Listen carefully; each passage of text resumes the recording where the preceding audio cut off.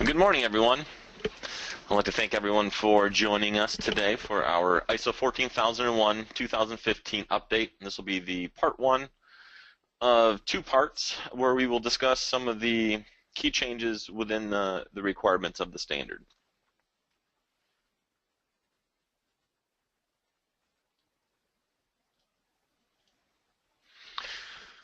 So my name is Scott Jones. I am the EHS Program Manager here at Perry Johnson Registrars.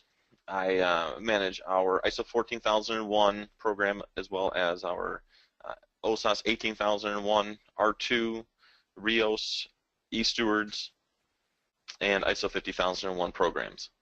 So, as I said, I'm coming to you from our headquarters here in Troy, Michigan.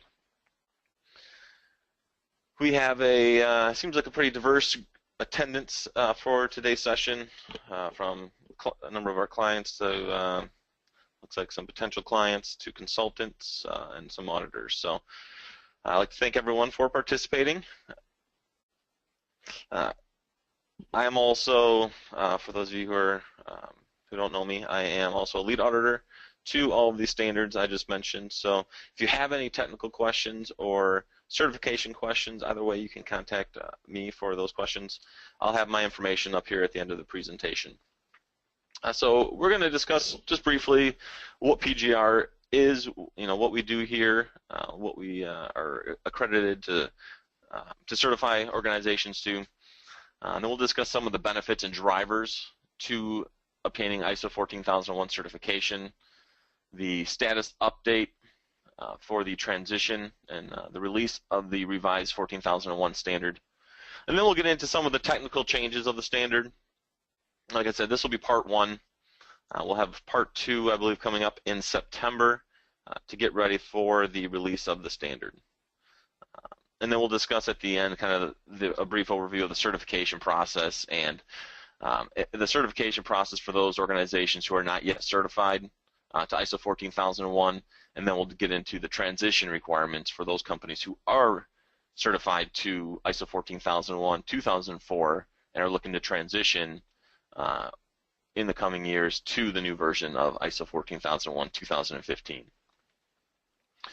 So we have a lot of information to cover. I'm going to go probably pretty quickly. Again, this is not intended to be an in-depth training session. This is just an overview of some of the key changes. So if you have more in-depth or specific questions, we can save that for the end. Hopefully we'll have about 15 minutes or so for questions. If we don't get to your question or you have questions that come up later on, feel free to email me or call me and we can discuss those then. All right, so PGR is a leading 14001 registrar. We certify clients in organizations all over the world. Here's a list of some of the places where we have certified clients, but this is not an all-inclusive list, but just to give you an idea of that we are all over the world, and wherever you're looking to get certified, we can meet your need. So here's a list of some of the standards that we're certified to or accredited to grant certification to. Obviously, we have our ISO 14001, as well as 18001, which is your health and safety. We'll briefly touch on the changes that will be coming up in the future for 18001, as well as 9001. We are also accredited for RIOS and R2 and eStewards, among other things. So just to give you a brief overview of some of the services we can offer.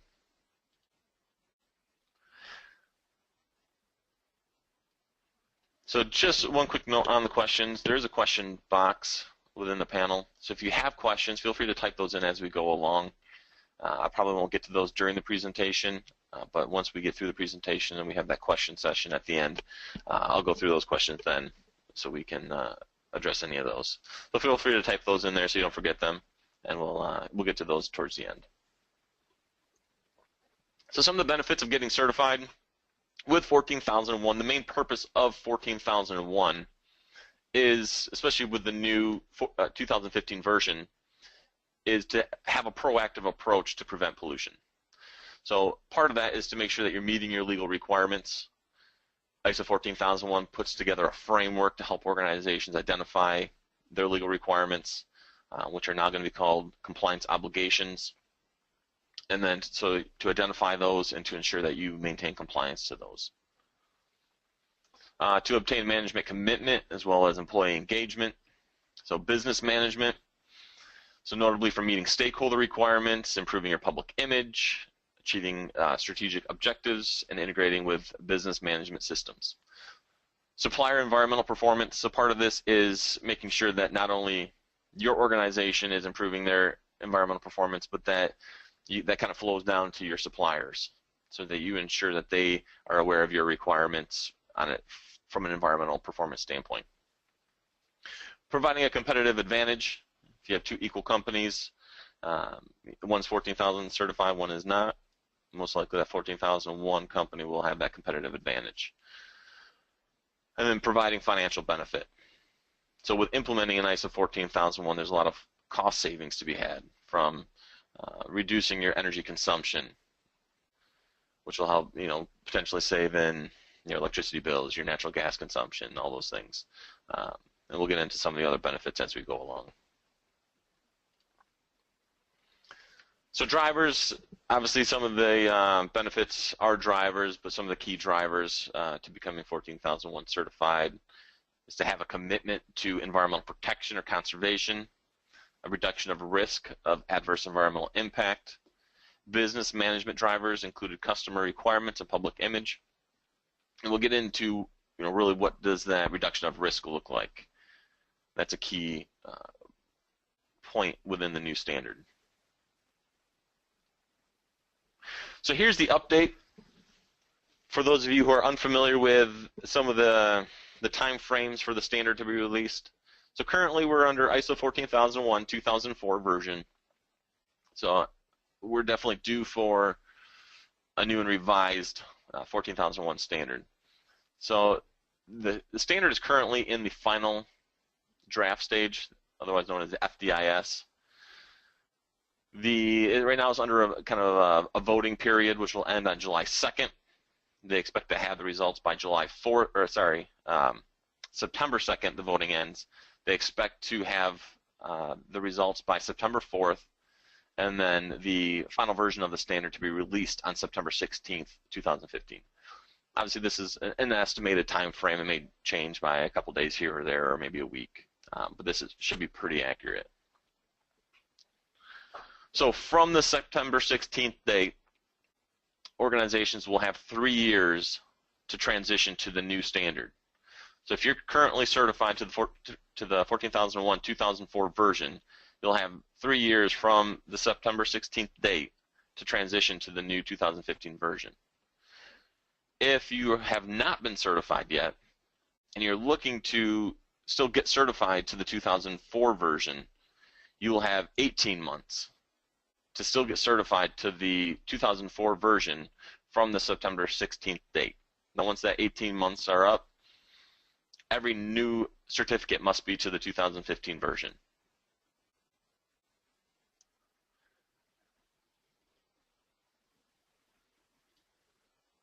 So why is the standard being revised? The standards are generally revised every 4 or so years. Obviously we're definitely due for a revision to the 14001 since the last revision was in 2004. So one of the main reasons is to ensure that the 14001 continues to serve organizations and maintain its relevance in today's marketplace. Obviously, organizations are constantly changing, the industry is constantly changing, so we need to have a standard that's changing with the industry. The revision will not only address the change in environmental practices, but also ensure that the management system is future-proof. So as the industry continues to grow, as it continues to change, really what this is saying is that the standard will become more generic almost, so that it can apply to any organization in any industry of any size, regardless of changes to legal requirements and changes to the industry. So you'll see within the new standard there's a lot more of generic terminology. It's not as maybe as specific as the 2004 was in some areas. It gives the organizations a little bit more the ability to kind of create the management system to fit their their business needs. So the standard is based on a new structure. It's same as the ISO 9001 standard, which is also changing this September.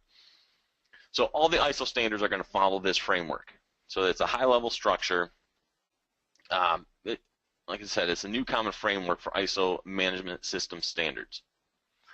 So which incorporate identical core text and common terms and core definitions. The purpose is to be able to integrate multiple management systems into one system. So you could have an ISO 9001, ISO 14001, and moving forward as of next year, the OSAS 18001 will be changing and be adopted by the ISO organization. So it'll be ISO 45001.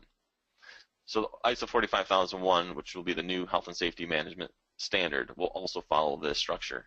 So that this way it's easy to integrate any ISO standard together to make it simpler for the organization. So it is designed to benefit users implementing multiple ISO management standards, like I said. This allows compatibility across ISO management system standards while offering subject-specific flexibility. So here we have the Annex SL. So this gives the structure. You'll see in each ISO standard there'll be 10 chapters. So this kind of allows that framework to come together. So here we have what the structure will look like for chapters 1 through 10. You have your scope, your normative references, terms and definitions, context of the organization, leadership, planning, support, operation, performance evaluation, and improvement. So really, chapters 4 through 10 are the core portion of the standard. Similar to the former standard, I mean, it started at basically chapter 4 started the actual requirements of the standard. Similar with the new Annex SL. So today we're going to talk about chapters 3 through 6. And then in part 2 we'll talk about 7 through 10.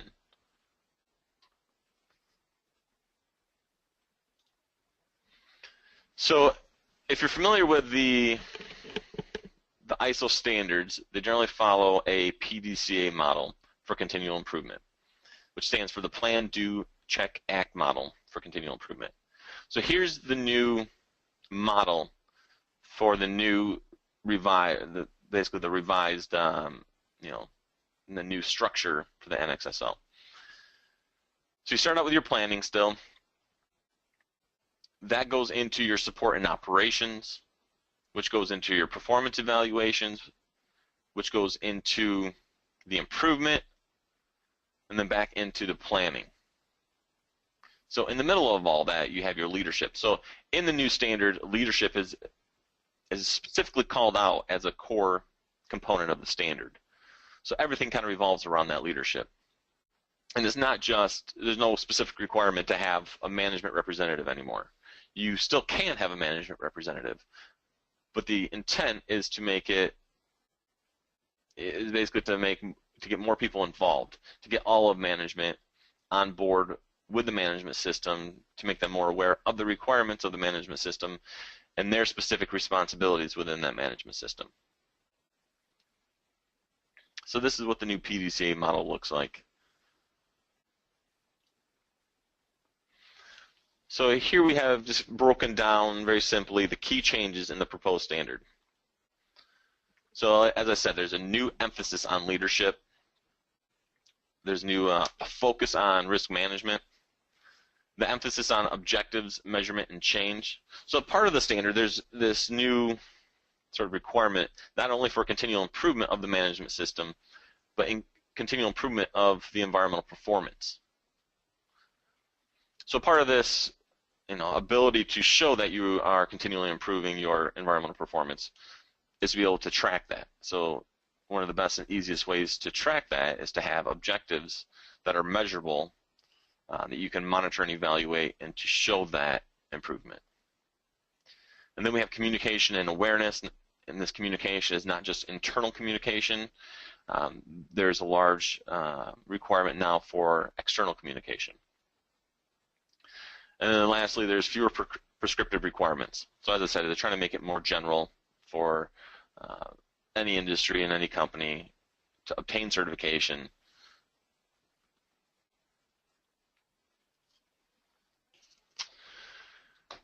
So some more kind of key changes to the 14,001-2015 standard is protecting the environment. So the expectation on organizations has been expanded to commit to proactive initiatives to protect the environment from harm and degradation. So the standard has pulled out the requirement for preventive actions with the intent that the standard really should be developed around protecting the environment and that being proactive in that approach. So it takes into account prevention of pollution, sustainable resource use, climate change mitigation and adaptation, and protection of biodiversity and ecosystems.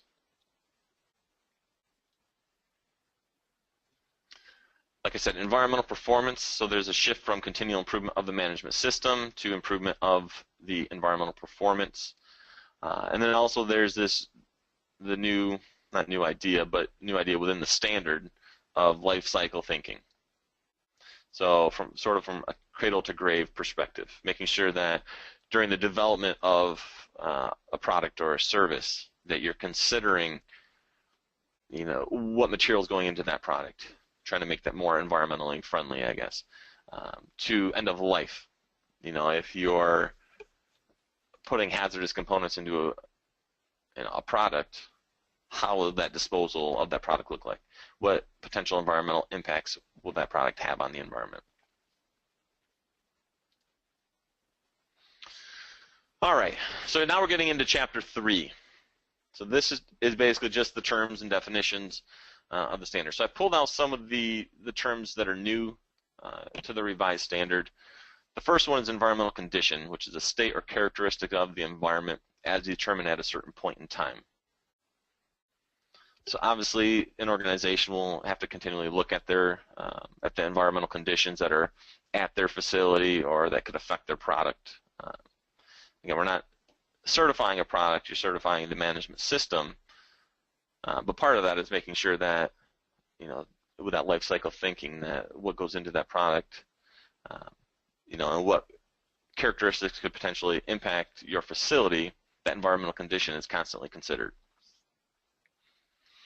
Compliance obligations, this used to be legal and other requirements. So this compliance obligations is now the preferred term.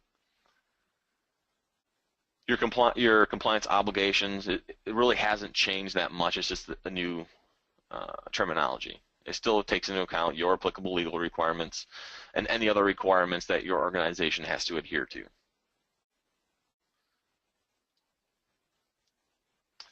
Risk. We often think of risk associated with health and safety. The risk is now being used within the ISO 14001 standard. It's basically an effect of uncertainty, or an effect is a deviation from the expected. It could be positive or negative. Generally, when we think of risk, we think of negative, but there is a positive effect that could come out of a risk. So when we look at risks and opportunities, we look at the potential adverse effects or the threats, and then the potential benefits from that effect. So it's a little bit a different way of thinking with this new standard.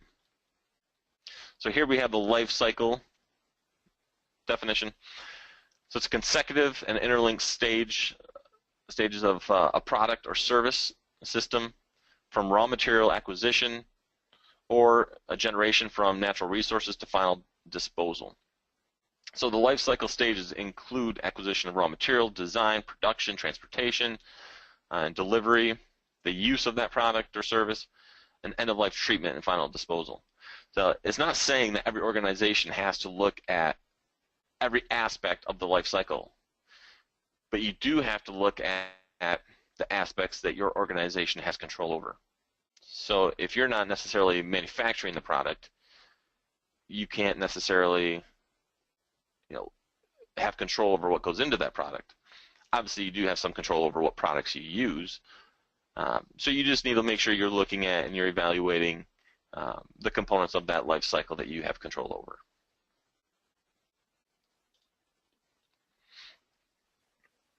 outsource to make an arrangement where an external organization performs part of an organization's function or process. This may not be part of your scope, but still needs to be considered as within your management system. So if that outsource activity has an impact on your environmental performance, that needs to be taken into consideration.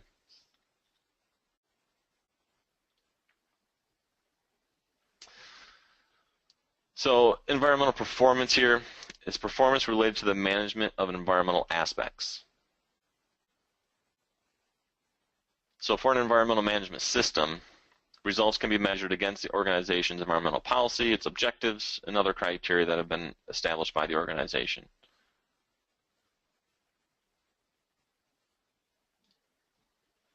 So those are really the new terms and definitions. There's really not, there's really not that many, and they're really not, it shouldn't be that difficult to kind of transition into. So here we begin Chapter 4, which is really the core part of this standard, where the requirements really are being identified. So Chapter 4 starts with the context of the organization. So this chapter accommodates the objectives of companies giving more consideration to external issues and impacts in their environmental management system. So within the revised standard, there's obviously the internal issues are still significant and still need to be considered. But there's a shift of thinking from, only your internal communication and internal issues to external. The old standard had a clause in there basically asking whether or not the organization has decided to communicate their external parties, about their environmental aspects and their policy and all that. And you could choose to communicate that or not to communicate that. The revised standard has gotten rid of that and now requires that external communication. So it talks about the needs and expectations of interested parties to better understand and evaluate as to whether they give rise to specific requirements. So you want to look at everything, anything that has the potential to impact the environment that your organization may in some way be related to. So whether it's stakeholders or suppliers or the end users, everything needs to be taken into consideration now. So 4.1 addresses understanding the organization and its context. So Chapter 4 really just sets the the framework for what your environmental management system is going to look like. So 4.1 says the organization shall determine external and internal issues that are relevant to its purpose and that affect its ability to achieve the intended outcomes of its environmental management system. So such issues shall include environmental conditions being affected by or capable of affecting the organization. 4.2 addresses understanding the needs and expectations of interested parties. So any organization needs to determine these following things. So the interested parties that are relevant to the environmental management system. One thing that we will get into is there's a significant change from you need to have specific documented procedures or policies or whatever it may be. It doesn't specifically say something has to be documented. It says the terminology now is documented information. So it doesn't really tell you how it needs to be documented, but it will call out specific requirements that require documented information, whether that's a procedure or a record of some sort, or is really up to the organization, and we'll get into that a little bit more. But it's, in some ways, it makes it a little bit more difficult for organizations because there's no real requirement that says you have to have this documented information. So when an auditor comes on site, they expect to have certain information. Now it's, you need to have a process in place, a procedure in place. How you do that is up to you. It may or may not be documented. If it's not documented, how are you going to demonstrate that you are in conformance to the requirement and making sure that everybody's aware of that non-documented, policy or process or procedure? So there's a lot more gray area, so I think it's going to create a little bit of confusion at first, but hopefully in time everybody will be able to sort it out. The relevant needs and expectations or requirements of these interested parties need to be identified, and which of these needs and expectations become its compliance obligations. So again, your compliance obligations need to take into account not only the legal requirements, but any other requirements that apply to your organization. So, obviously, if you're 14,001 certified, there's requirements within that need to be identified in that compliance obligations. Any customer requirements, if you have specific requirements within contractual agreements, those need to be identified. 4.3 gets into determining the scope of the environmental management system. And I'm not going to read every one of these word for word. The presentation will be available after this. We just don't have time to go through, clause by clause. That's not the intent. What the intent of, of this webinar is to kind of give you an idea of what are some of those changes. And as we go through this, you may think or realize that there's really not that significant of changes that are occurring to 14,001. ISO 9001, there's a lot more, systemic changes that are happening. Within 14,001, really the structure obviously looks completely different, but the requirements really haven't changed that much. They're a little bit more general, as I've said, but the requirements really are the same. Some of the terminology has changed a little bit, so I just want to pull out some of those key things as we go through this. So one thing is you need to identify your boundaries. Now before, is kind of most organizations had the understanding that the boundaries had to be your facility, your property. That's really not the case with the revised standard. Now you can have a portion of your organization potentially, but you need to have, that portion needs to have its own management, needs to have its, set employees and procedures and processes, and often that's difficult to separate out from the rest of your organization, but it can definitely be done that way. Obviously, it may need to be looked at on a case-by-case basis. So as you're trying to understand what portions of your organization you want to be certified, you can definitely contact us and we can help you work through that. So when determining the scope of your organization, you're going to want to consider the following things: the external and internal issues, your compliance obligations, your organizational units or functions and physical boundaries, the activities, products, and services that you're offering, and then its authority and ability to exercise control and influence. So if you only want to really certify, let's say, one building or one location, but that location doesn't really have the authority or the ability to have control, it's really managed by your corporate, it may be difficult just to have that one facility certified. You may have to have multiple facilities certified, which we call multi-site certification.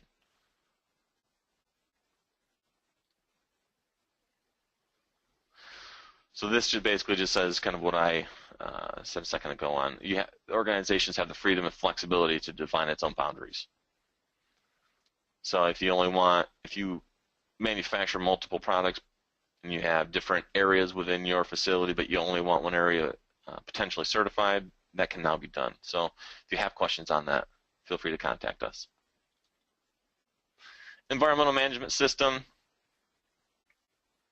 So to achieve the intended outcomes, including enhancing its environmental performance, the organization shall establish, implement, maintain, and continually improve its environmental management system. So again, everything now is kind of revolving around that enhancing of the environmental performance, a continual improvement of your environmental performance. So that's really the crux of Chapter 5. It's more just looking at your boundaries, looking at your scope, understanding what interested parties you have, what external and internal issues are involved, to kind of give you the foundation of how you're going to develop your management system. So from there, you're going to go into Chapter 5, which talks about leadership.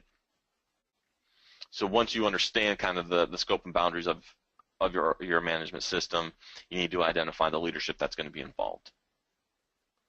So the top management across the board need to take on more responsibility with the revised standard so that they can flow the requirements down to their departments instead of having one person trying to do that for the entire organization. 5.1 addresses the leadership and commitment. So top management shall demonstrate leadership and commitment with respect to the environmental management system by taking accountability for the effectiveness of the environmental management system. So the intent is that each manager or the top management within the organization will be accountable for their areas. So they need to understand what the requirements are that are going to affect their areas with regards to the environmental management system. Ensuring that the environmental policy and objectives are established and communicated within their areas. So if your area has one objective, making sure that your employees understand what that objective is and how they can potentially impact that objective. Ensuring the integration of the environmental management system within the business processes. So in this new standard, the revised standard, really should work more effectively with your business processes. So making sure that the top management understands how that management system should be incorporated into your business processes. And then finally ensuring that the resources required to implement the management system and to effectively run that management system are in place.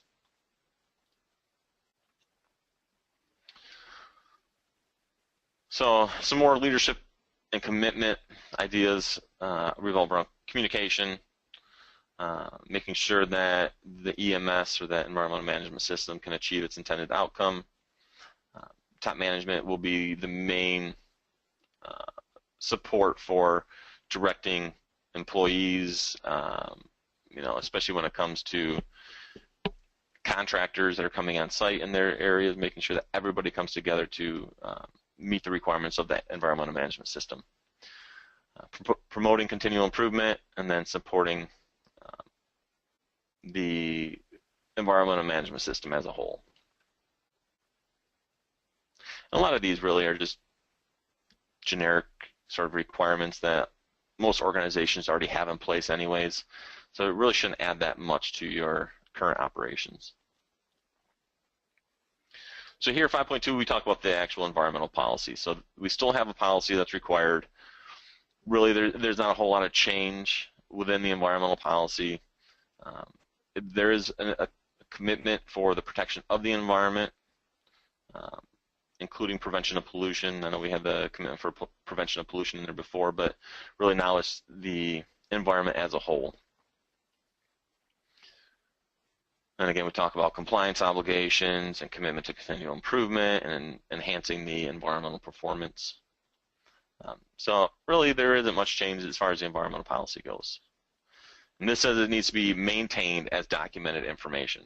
So however you choose to document that is up to you.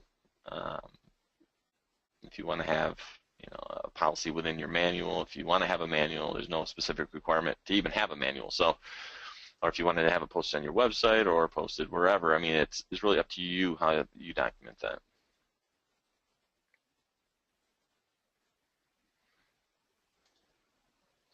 .3 organizational roles, responsibilities, and authorities. So top management shall assign the responsibilities and authorities for ensuring that the EMS conforms to the requirements of the standard and reporting on the performance of the environmental management system. So there's really not a whole lot of change here. So 4 and 6, as you'll notice, there's minimal change. A lot of the change is revolved around operational controls and some of the, it really is just a lot of it is the structure of the standard and the structure of how you have put your management system together in the past, which doesn't necessarily have to change as long as the requirements are still being met. That's really all that matters. How you organize it is up to you.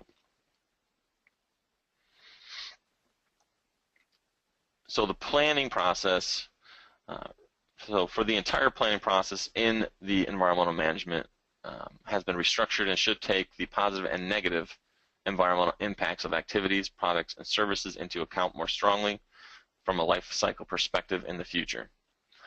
So when you're establishing your procedures and your objectives and you're identifying those environmental aspects, you want to take all that, both positive and negative, and determining how that management system will come together. So actions to address your risks and opportunities. So in planning for the environmental management system, the organization shall consider basically the issues identified in 4.1, the requirements referred to in 4.2, and then the scope of its environmental management system.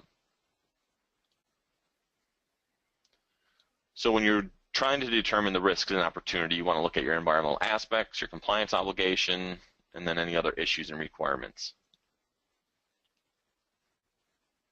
So hopefully as we're going through this, a lot of you are, if you were a little concerned with the changes that were coming out in the new revised standard, that you're hopefully getting your mind's a little more at ease now, as you kind of see that a lot of these changes really, they made it, like I said, the structure looks different, but the changes really aren't that significant.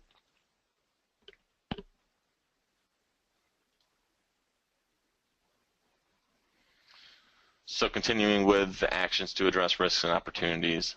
So some of the things that need to be addressed to give assurance that the environmental management system can achieve its intended outcome, prevent or reduce undesired effects, including the potential for external environmental conditions to affect the organization, and then achieve continual improvement.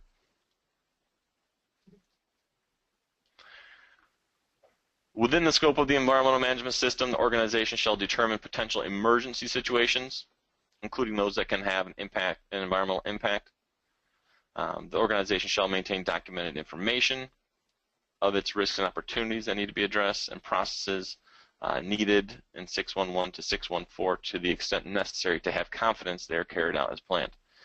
So part of that, those emergency situations, are making sure that not only any potential emergency situations on your site are identified and you have basically procedures in place to address those emergency situations, but any potential emergency situations that may have may come about from adjoining facilities or neighboring facilities. If you have another, chemical plant next to you, what potential, emergency situations could come from that facility that could impact your facility? So you need to look around your surrounding area and also to be able to identify any emergency situations. So for environmental aspects, within the defined scope of the environmental management system, the organization shall determine the environmental aspects of its activities, products, and services that it can control and those that it can influence, and their associated environmental impacts, considering a life cycle perspective. So not much has changed there, except really that idea of the life cycle perspective. So you're not just looking inward at your facility, now you have to look a little bit more outward at the impacts of any products or services that you offer. So when determining environmental aspects, the organization shall take into account any changes in your operations, in your organization. If you have planned or new developments or temporary activities that are going on, subcontract work, all that still needs to be taken into account. Any abnormal conditions, and also any reasonably foreseeable emergency situations. So if there are any aspects and impacts that are going to potentially come out of an emergency situation, those also need to be identified. Environmental aspects. So the organization shall determine those aspects that have or can have a significant environmental impact. It shall communicate its significant environmental aspects throughout the organization. The organization shall maintain documented information on its environmental aspects and their associated environmental impacts. You need to have set criteria that you're using to determine what environmental aspects are going to be significant. You can't just say, well, I picked these two because they're going to be the easiest to fix. You have to have criteria in place to basically assess and evaluate those aspects to determine what's going to be significant.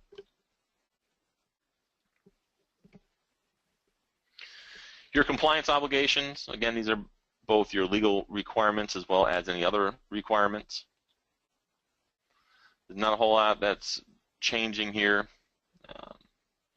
Again, it says organization shall maintain documented information.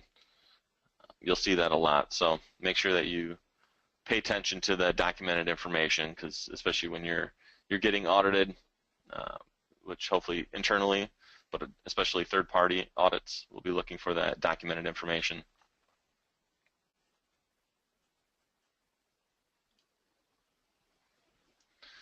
So planning action, when you're planning action to address your significant environmental aspects, your compliance obligation, your risks and opportunities, those are the things that you need, those core things that you need to look at. Those aren't necessarily the only things, but the core things you need to look at when planning your action items. You need to make sure that they're integrated and implemented. Any plans that you've identified to address those issues are effectively implemented, that you have processes in place to evaluate the effectiveness of those planning operations. And here we have your environmental objectives. So the organization shall establish environmental objectives, which is not new, obviously. We've always had to have environmental objectives. Your environmental objectives should revolve around your significant environmental aspects, your compliance obligations, and also considering your risks and opportunities. Because one of the key intents of the environmental objective is to help your organization improve your environmental performance, but also to track your environmental performance. So if you want to improve your environmental performance, a good place to start is to look at those significant or the big issues that your company faces. So environmental objectives shall be in line with your policy. They shall be measurable. It says if practicable. So they don't all have to be measurable, but you should have at least some that are. You have to be monitoring them on a periodic basis. That could be monthly, it could be quarterly. Really, that's up to your organization to determine based on those objectives. They need to be communicated, especially to those employees who have the potential to impact those objectives, and then updated as appropriate. If you're not going to meet your objective, if your organization, your operations change, your products change, you add additional shifts, you add more employees, and that affects your objective, obviously you need to reevaluate that objective and update it as needed. Because after a year, if you didn't update that objective and you obviously haven't achieved that objective, that doesn't really show that you've improved your environmental performance. So your objectives need to be appropriate for your organization. So when planning how to achieve your environmental objectives, you need to determine what you need to do to achieve it. So what will be done, what resources do you need, who's going to be responsible for achieving that objective. You may have multiple people who are responsible for different action items for that objective, deadlines for completion of that objective, so when it needs to be completed, and then how the results will be evaluated.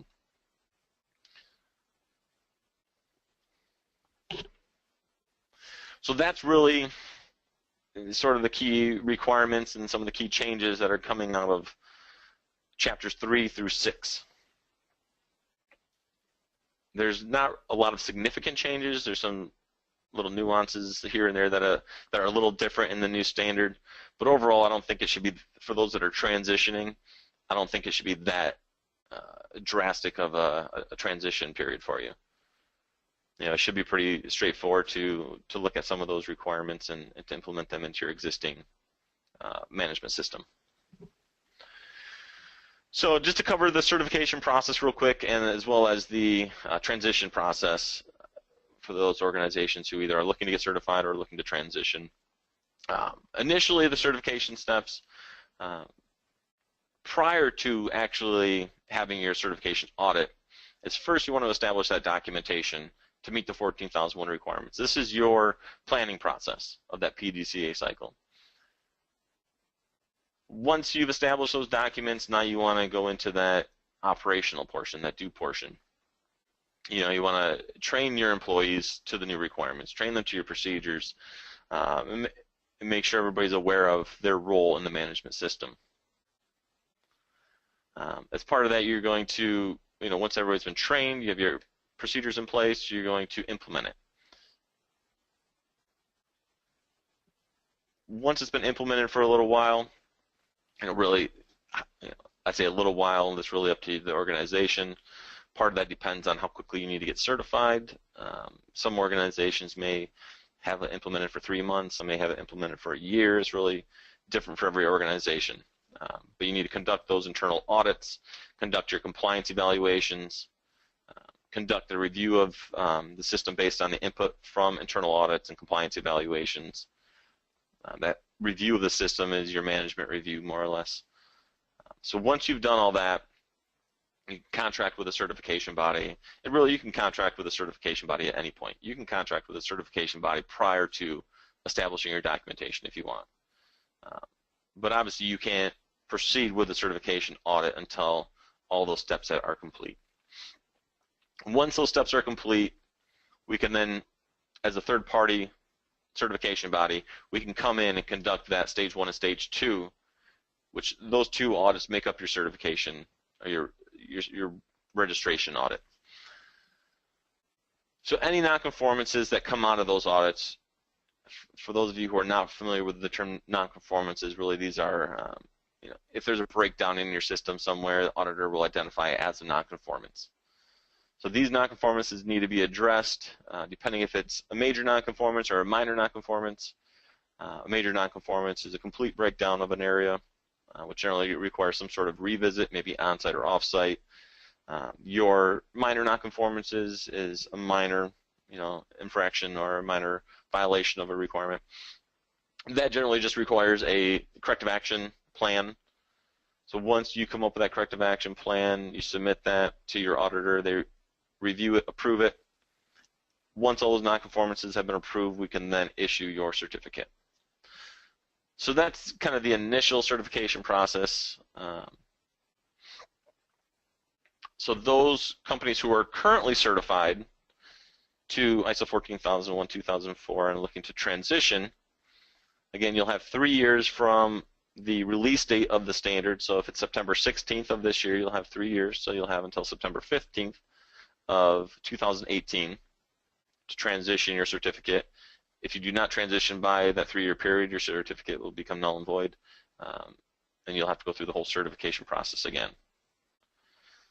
So again, companies can continue to get certified to the 2004 version for 18 months from that release date of September 16th of 2015. And then after that 18-month period, every organization that's looking to get certified must get certified to the 2015 version. So here's a more in-depth breakdown of the certification process. For the stage 1, stage 1 is really just a documentation review. It's to determine your readiness to proceed to the stage 2 audit. So we'll be coming on site, looking at your documentation, kind of making sure that you have you know, a good grasp of your legal requirements, of your environmental aspects.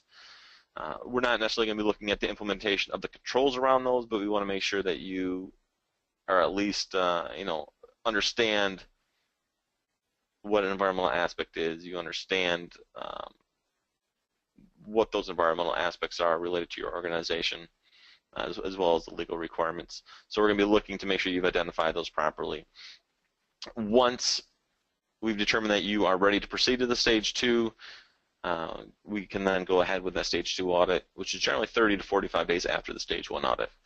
So this is an on-site audit again, and it's looking at really the implementation of your management system. How effectively are you implementing the requirements that are identified in the standard, as well as additional requirements that you've identified for your organization. So again, after any nonconformities have been addressed, corrective actions have been reviewed and approved, we can then issue your certificate. So following that initial certification audit, you'll be given a 3-year certificate. So you'll have that initial audit, and then the first year after that audit and the second year after that audit, you'll have surveillance audits. So these are generally annual audits. They could be semi-annual audits if you choose. They're partial system audits. So they're shorter audits looking at areas of previous issues and then the core areas of the standards, just to make sure that you're maintaining your system. And then that third year, you'll have a recertification audit, which is a full system audit. You won't have a stage 1 and stage 2. It's more of a just a stage 2 type audit. Upon successful completion of that, you'll then be certified for an additional 3 years, and the cycle just continues. So that's the certification process, as well as the transition process for those of you who are interested in that. So now I'm going to open it up to any questions you have, and I'll have my information here, so you can write down my information. Again, I'm here at our headquarters here in Troy, Michigan. My phone number's here, my email is here. Have any questions, please contact me anytime. I'll get back to you as quickly as I can. So let me pull out the questions here, and we'll start going through some of them. So please, again, feel free to type them in as any questions come up. If you have questions that you're looking to get addressed that come up later on, shoot me an email, give me a call. So first question, with multi-site certification, does that mean that we would have to have all sites audited externally? So with multi-site certification, so there's really 3 different options that organizations have. You have a single site certification, which obviously you just have your one location. If you can potentially have multiple buildings at one location, but it's going to be one address, basically. The second option is a campus. If you have, you have your headquarters, and then you have other facilities around the area that are conducting different types of work. So you have, you have your main manufacturing area, you have a sales office, you have a warehouse, you have potentially a management, more of a management admin building. All those different sites would fall under one certificate as a campus. What we would do is look at the total employee count for all those facilities to determine your man days. And we'd spread those man days out between those different locations, obviously with the main site getting majority of the days. And then the last option is a multi-site certification. So if you have headquarters plus, let's say, 5 other facilities that are all conducting the same type of work, you can have a multi-site certification. So let me go back real quick to the campus. For campus, every year we would see every single facility. With a multi-site, since multiple locations are doing the same thing, we'll do a sampling approach. So every year that headquarters will have to be seen, and then we'll do a sampling of the additional sites. And that sampling depends on how many sites you have. So there's different sampling procedures if it's a surveillance versus a recertification or even an initial certification audit. So if you contact us and we provide a quote, we'll provide the breakdown of that sampling for you and let you know how many sites would need to be seen.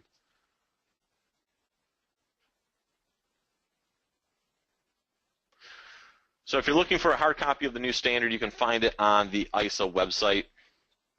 I believe it's iso.org. You can download for purchase the final draft version of the standard, but obviously the official version has not been released yet, so you can't buy that. But when it's available, you can go to the ISO website. Next question. After the EMS is released, how many days of implementation records are required before the audit? That's a good question that actually it really hasn't come up yet, but as far as the new requirements for 14,001, I don't think there's that significant of changes that will require necessarily additional records or a certain amount of records. A lot of it is procedural changes. Really what we're looking at is to make sure that you've identified those procedural changes, that you've implemented them. Maybe a month or 2 would be fine as far as how, the length of time for how much records you should have. Obviously, the more the better, but if you're looking to get transition pretty quickly, I don't think there's really a set requirement. There's an early implementation program that has been put out there for organizations who want to kind of be the first to transition, and they can potentially transition with the final draft version. And some companies can potentially transition as soon as the standard is released. So there's really no, as long as you can show evidence that you are effectively meeting the requirements of the standard, that's sufficient.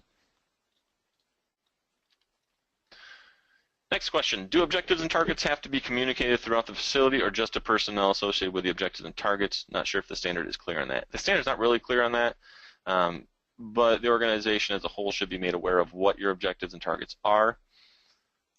More on a overview of here are our objectives and targets. The real communication comes into play with those employees who have the potential to impact or affect those objectives and targets. Obviously, if their day-to-day activities are directly related to the success of that objective and target, it needs to be communicated to them and potentially some training done.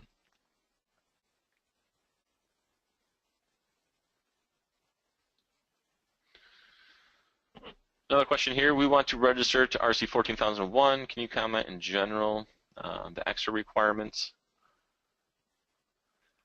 That one, that's a good question. I'm not quite sure yet how it will affect the responsible care standards.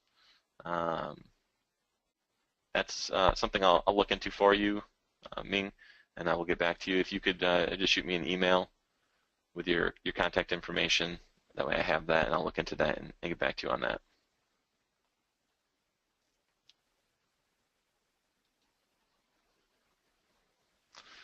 All right, that's all the questions I have posted so far. If you have any other questions before we exit here, if you want to post those, again,